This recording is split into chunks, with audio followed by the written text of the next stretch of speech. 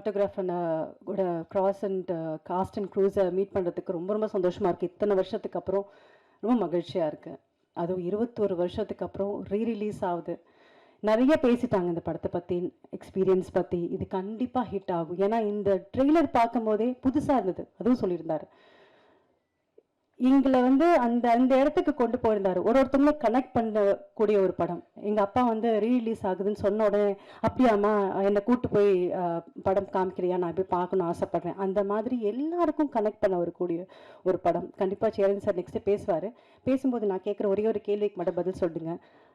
இது என்ன உங்களுக்கு பாதிச்சது, எத்தனை லவ் உங்களுக்கு இருந்ததுன்னு மட்டும் எனக்கு தெரிஞ்சுக்கணும்னு நான் ஆசைப்பட்றேன்.